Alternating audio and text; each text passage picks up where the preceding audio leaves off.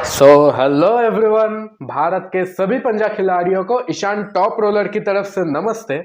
और आज हम लोग बात करने वाले कि एज अ बिगिनर हम लोग कैसे आर्म रेसलिंग का शुरुआत करें। तो यहाँ पे ज्यादा वक्त जाया ना करके चलिए वीडियो में जाते हैं।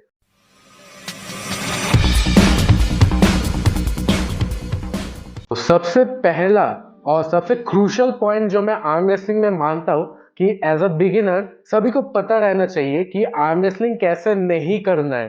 हाँ, मैं पागल नहीं हो गया हूँ। ये कैसे स्टार्ट करें आर्म रेसलिंग वही के बारे में ये वीडियो है। लेकिन सबसे पहले जो सभी आर्म रेसलर को एज अ बिगिनर सबको पता रहना चाहिए कि आर्म रेसलिंग कैसे नहीं करना है। बहुत टाइम एक ऐसा सिचुएशन क्रिएट होता है जब हम लोगों का शोल्डर और हम लोगों का हाथ एकदम मतलब अलाइन हो जाता है और ये ऑपोजिट जाने लगता है। मतलब ऐसे करके हम लोगों का चल जाता है, मतलब शोल्डर इन है और हाथ हम लोगों का जो है वो आउट चल जा रहा है। तो ये एक ब्रेकिंग पोजीशन है, तो ये बिल्कुल ध्यान रखिएगा कि ब्रेकिंग पोजीशन में हम लोग को एकदम नहीं खींचना है। ज्यादातर एक्सीडेंट ये ब्रेकिंग पोजीशन में ही होता है और इसी से हैंड ब्रेक्स वगैरह होता है। और सेकेंड पॉइंट जो मैं बहुत बार ये देख चुका हूँ कंपटीशंस में, प्रैक्टिसेस में, कि लोग ढंग से वार्म अप नहीं करते।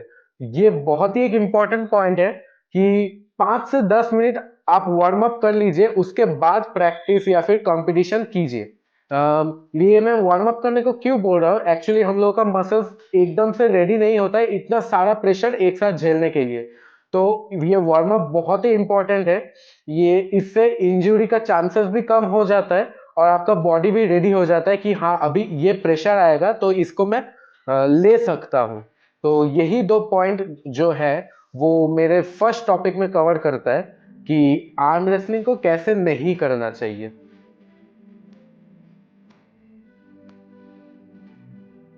अभी बढ़ चलते हैं अपने सेकंड टॉपिक के ऊपर, जो कि मैं इसको नाम देना चाहूंगा कि know your style. Yes exactly, before joining arm wrestling you should always select one of your style. जैसे कि मान लीजिए कि हाँ हमको हुक खेलना है या फिर हमको टॉप रोल खेलना है। आर्म रेसलिंग में बेसिकली दो तरह की स्टाइल्स होता है जो कि हम लोग डिफाइन करते हैं, उसको हुक या फिर टॉप रोल। तो ये आपको एकदम क्लियर रहना होगा कि हम लोग को हुक खेलना है या फिर टॉप रोल खेलना है। और एक तरह के लोग होते हैं जो ये मानते हैं कि हम लोग को अपने वीक को भी ट्रेन करना चाहिए। जैसे कि मान लीजिए मेरा टॉप रोल अगर अच्छा है तो मुझे हुक भी सही से वैसे ही ट्रेन करना होगा। तो सेकंड पॉइंट होता है यहीं पे खत्म। अभी बढ़ चलते हैं हम लोग थर्ड पॉइंट की तरफ।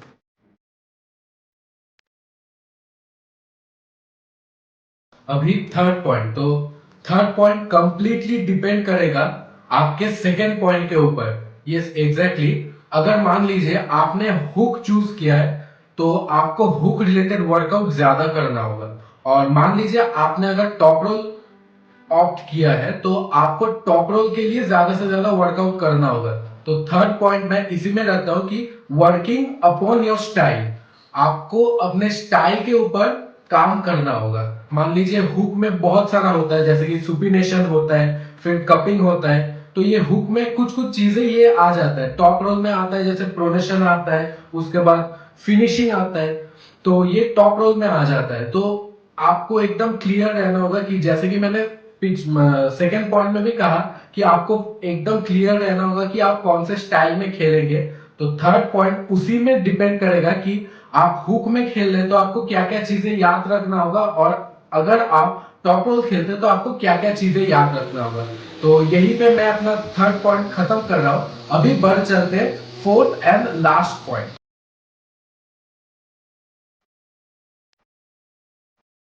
अभी बढ़ चलते हैं अपने लास्ट टॉपिक की तरफ, जो कि है table practice.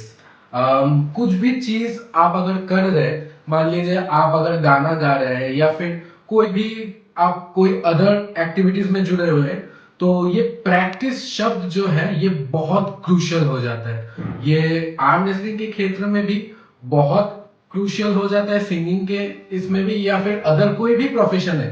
Practice is the main की। वो एक कहावत है ना कि practice makes a man perfect. तो प्रैक्टिस हम लोगों को एकदम अच्छा से अच्छा करना चाहिए और टेबल प्रैक्टिस हमको ज्यादा से ज्यादा करना चाहिए। टेबल प्रैक्टिस क्यों ज्यादा से ज्यादा करना चाहिए, क्योंकि जितना हम लोग टेबल में प्रैक्टिस करेंगे उतना हम लोगों का टेबल का आईक्यू बढ़ेगा कि कैसे क्या हम लोगों को खेलना चाहिए, कैसे क्या हम लोगों को ग्रिपिंग करना चाहिए।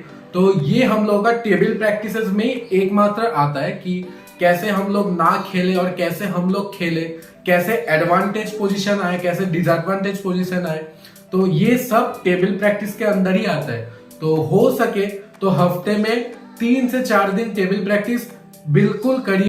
सो वीडियो को खत्म करने के पहले मैं व्यूअर से एक छोटा सा चीज पूछना चाहूंगा कि मान लीजिए अगर आप कहीं से जा रहे हैं और आपको कुछ एक चीज पसंद आ गया है, तो क्या आप वो डायरेक्टली खरीद लेते हैं?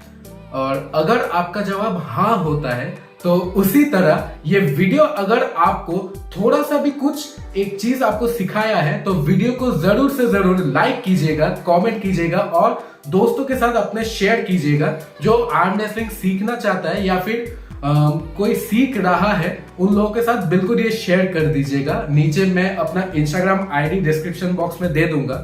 तो वीडियो को यहीं पे खत्म कर रहे हैं। So stay cool and love arm wrestling.